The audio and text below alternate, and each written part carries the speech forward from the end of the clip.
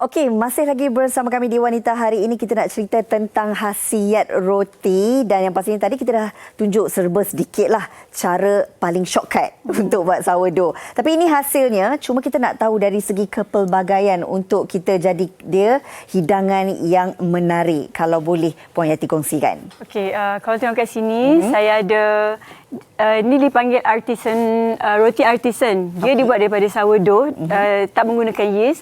Tapi cara kita, dia berbeza dengan ini. Dengan cuba Rina tengok yang dengan ni. Roti putih. Roti putih, ya. Dua-dua pun menggunakan tepung roti. Dan ini pun juga ada kandungan whole wheat flour. Tapi cara buat dia dan cara lipat dia dan hasil orang kata end product dia lain. Okey, so kalau macam ni, macam saya sebut tadi, saya tak ada tambah gula. Jadi dia sihat untuk orang diabetik yang tak nak ambil gula dalam dia punya menu seharian. Tapi kita boleh dapat manis dia. Macam ni saya buat roti menggunakan lobak merah, cranberries dan juga kacang walnut. So kita boleh dapat manis daripada carrot tu sendiri. Daripada carrot tu sendiri. Kalau kita tengok ini mungkin kita tak dapat nak tengok dalamnya. Okey, saya boleh potongkan. Boleh potongkan. Okey. Ini kata Puan Yati tadi, dia adalah daripada bunga telang. Ya. Bunga telang kita sedia maklum mempunyai kadar antioksidan yang tinggi. Secara tak langsung juga kita ni menjaga kesihatan kita, membantu mengekalkan antioksidan dalam badan. Ini macam daripada selain daripada gunakan air, boleh buat campuran. Ada orang boleh gunakan coklat ataupun pelbagaikanlah. Betul. Dan kalau kita lihat roti dia lebih sedikit keras berbanding roti putih. Dia punya kulit luar ni sebab untuk luar dia keras tapi dalam dia lembut. So ini warna saya bunga telang tu sendiri. Saya campur ini marble, dia panggil marble effect lah. Okey, baiklah. Dalam roti ni saya ada letak oat. Masak oat dulu, lepas tu campur dan kalau Rina boleh nampak kat sini ada. So kita dapat khasiat oat sekali dalam masa kita makan roti ni. Okey, secara tak langsung dapat kedua-dua khasiatnya. Bagaimana mungkin cara hidangan sebab kebiasaannya kalau kita biasa roti putih sapu dengan margarin kan dan peanut butter dan sebagainya. Roti ni kalau kita tengok tekstur dia juga berbeza. Berbeza. Sedikit keras dan cara hidangan juga pastinya kita kena berikan sesuatu yang lebih menarik lah supaya kita rasa sedap je bila makan. Dia keras tu luar dia je, tapi dia punya dalam dia lembut je. Kalau macam ni saya ada buat cadangan untuk hidangan dia. Selalunya waktu pagi saya suka macam ni je lah. Roti ni saya sapu dengan peanut butter, mentega kacang. Lepas tu saya letak pisang. Lepas tu saya suka letak tambahkan dengan chia seed. Ini kalau Rina makan sebenarnya boleh tahan sampai tengah hari. Dia sangat mengenyangkan sebenarnya. Sebab roti ni sendiri memang mengenyangkan lah. Bila dah suruh Rina makan, kenalah Rina makan. So saya suka tambah. Ini salah satu cara berkhasiat untuk kita amalkan dari segi food presentation tu juga penting. Bila tengok macam ni berselera sikit nak makan. Wow, kita tambah pula sedikit dengan honey sebab roti ni tidak bergula. Jadi bolehlah sedikit kalau kita berikan kemanisan. Kalau saya dah cukup dah tu sebab dah ada peanut butter, rasa lemak masin tu dah memang cukup dah. Okey. Seterusnya, ni kita tengok macam buat sandwich pun ada ya. Okey, macam ni saya buat sandwich. Sama je macam kita guna roti putih biasa tapi sourdough ni dia itulah dia tak ada gula macam roti putih macam ni dia mesti ada kandungan gula. Tapi kalau macam ni yang satu bonus lah, maksudnya kita tak ada tambahan gula kan. Okey, itulah antara caranya juga ya. Baik, saya nak tanya dengan Cik Hazrin sendiri kan.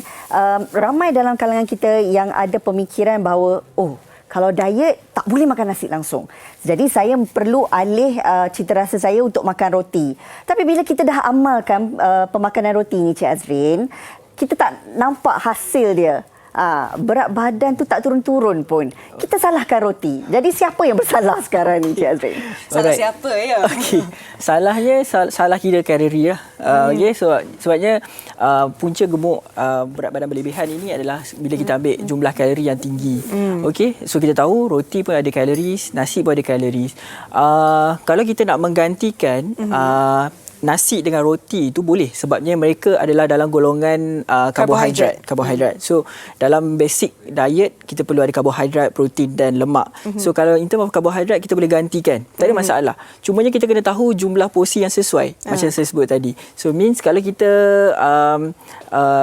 nasi tu dalam satu mangkuk, so roti tu lebih kurang 2 ke 3 keping. Okey. Cumanya kita depends kepada individu tu sendiri. Bila kita jumpa dengan pesakit ataupun di dalam kelas-kelas diet, kita akan tengok bagaimana mereka, kesesuaian mereka, environment mereka, macam mana diorang boleh kontrol diet itu sendiri. Kalau dia boleh makan nasi dan dia boleh kontrol porsinya, kita akan sarankan lagi bagus ambil nasi daripada roti. Tapi kalau individu tu dia bila makan roti tapi tak berhenti-henti sebab tak kenyang. So itu kita sarankan mungkin dia ubah jenis roti tu ataupun bagaimana dia olah roti tu. Means dia campur, dia seimbangkan dengan protein ataupun dari segi roti kita ambil yang lebih tinggi serat. So dia bagi lebih kenyang. So kita pun tak adalah ambil terlampau banyak. Dan tadi Cik Hazri pun ada katakan kepada mereka yang mungkin tak kenyang-kenyang bila makan roti, boleh tukar kepada makan roti wholemeal biji raisin penuh. Tetapi macam mana pula kalau makan roti wholemeal tapi tambah pula dengan sambal ikan bilis, tambah pula dengan kaya ataupun masak lemak, macam mana tu? Okey, itu betul. Sebabnya ada juga orang macam tu. Bila dia dah kata okay, that's good, ambil yang wholemeal, tapi dia tambah pula dengan makanan sampingan yang tak sihat. Itu pun salah. So it's good kalau kita buat, kita kena kenal dulu diet, kita kena kenal makanan yang kita makan tu. Means jangan tambahkan calories dengan menambah dari segi lemak dan juga gula tu. So kalau nak olahkan macam tadi contoh, kita olahkan dengan roti campur dengan ayam. Sebabnya protein ini juga dia bagi kesan kenyang kepada kita. Sebab ramai yang dia terlepas pandang, dia just ambil roti dengan butter ataupun roti dengan dua-dua dalam jam. Dua-dua tenaga saja. Ya, dua-dua is a carbohydrate. Okey. Dan mereka tak rasa kenyang. Salah satunya sebab mungkin tak ada protein dalam diet dia. Itu yang berulang-ulang. Menyebut tentang berulang-ulang ni, kanak-kanak biasanya susah nak makan, memang memilih kebanyakan kanak-kanak. Dan ibu bapa nak mudah bagi roti. Kadar pengambilan maksimum dalam sehari roti untuk kanak-kanak berapa banyak tu, Hazrin? Okey. Dia bergantung kepada keperluan sehari kita. Alright. Dia tak adalah limitasi berapa banyak untuk setiap fix. Maksudnya dia tak boleh ambil sampai sini je. Taklah macam tu. Dia depends kepada keperluan sehari kita. Tapi kepelbagaian tu lagi penting lah. Sebabnya kita tahu roti ni is a sumber karbohidrat tenaga yang mudah. So sebab tu ramai yang kanak-kanak pun suka sebab senang, dan juga ibu bapa pun suka bagi sebab senang. Tapi kita perlu hadkan juga, maknanya bukanlah setiap masa. Kalau nak ambil setiap masa makan sarapan, tengah hari, makan malam pun kalau nak ambil roti tak ada masalah bagi saya. Cumanya kita kena pelbagaikan dan ibu bapa kena kontrol lah. Pelbagaikan, pastikan seimbang dengan protein, sayur dan sebagainya. Betul. Dan kepada Puan Yati dekat sana, kalau buat roti ni kita dengar mudah bahan dia, antaranya tepung, air dan sebagainya. Tetapi kadang-kadang tak menjadi. Apa salah dia? Teknik dia. Okay, macam kalau kita tengok roti putih ni, dia panggil roti sandwich lah, roti putih ni. Bila kita uli, kita memang kena uli sampai elastik betul. Baru dia lembut dan tekstur dia pun nampak halus lah. Saya bagi jalan penyelesaian yang mudah untuk Hawa. Beli bread maker.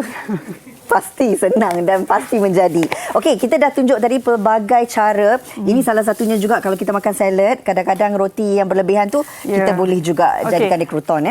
Saya nak bagi cadangan lah. Kalau macam roti yang kita tak kira lah roti apa-apa pun. Macam ni saya gunakan roti artisanal lah, sourdough ni. Tapi kalau kita ada roti lebih kat rumah macam ni, kita jangan buang. Macam dah 2-3 hari kita dah tak nak makan lagi, boleh potong kecil-kecil. Lepas tu kita bakar balik dalam oven. Okey. Tambah sikit garam, pepper sikit, bagi dia rasa sikit. Lepas tu kita boleh masukkan dalam salad.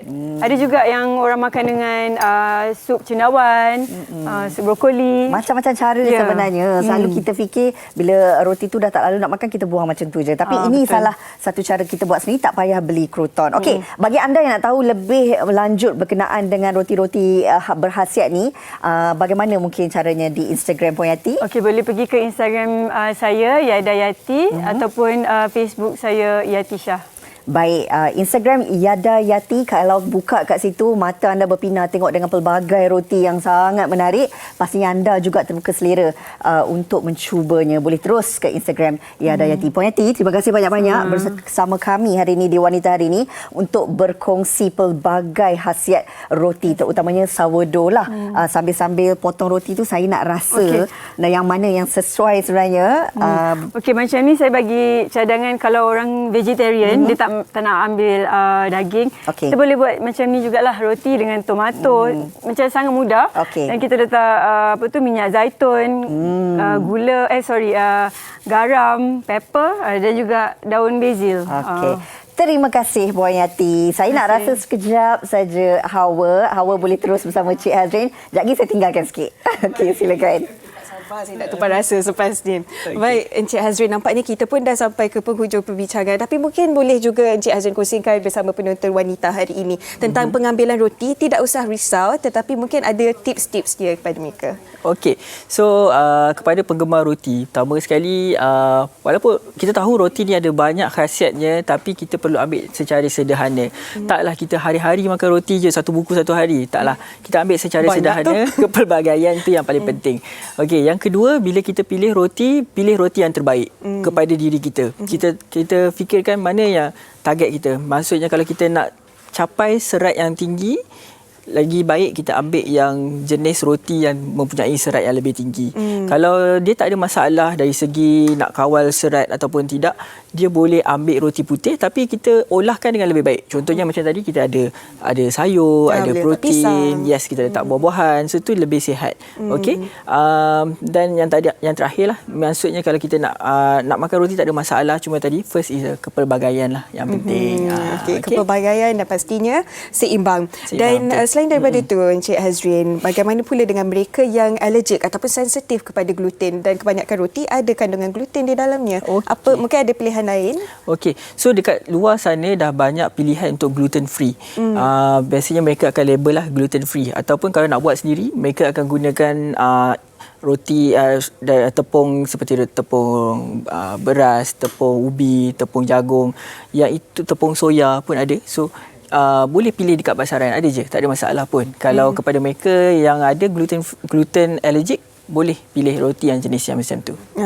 Dan kalau kita lihat di pasaran, di package roti juga ada yang menyatakan roti ini rendah kalori ataupun tinggi bijirin. Tetapi apa yang sepatutnya kita lihat apabila nak mengawal berat badan ni kan, apa yang kita kena tengok bahan-bahannya? Okey, so pertama kita tengok dari segi ingredient dia lah. Okey, kita tengok apa ingredient dia. Kalau ada tambahan gula ataupun tambahan lemak yang tinggi, so kita elakkan. Yang kedua, kita tengok dari segi food label tu, nutrition information tu, dia ada serving size. So kita tengok serving size dan kita tengok calories.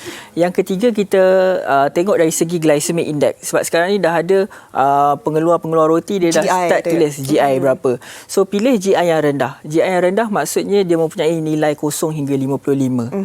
Okey, kalau dia tak ada tu mungkin tinggilah ataupun mungkin sederhana, depends lah. Tapi kalau rendah dia akan mention macam tu. So boleh pilih yang tu lah. Baik, mungkin sedikit pesanan kepada semua penonton Wanita Hari ini tentang khasiat roti dan juga pentingnya pengambilannya secara seimbang. Okey, so roti is a good source untuk karbohidrat dan tenaga. So boleh teruskan, siapa yang suka boleh teruskan. Cumanya olahlah jadi dengan lebih seimbang. Itu yang paling penting. Jangan takut untuk makan roti, tapi bila makan roti jangan ambil terlampau banyak lah.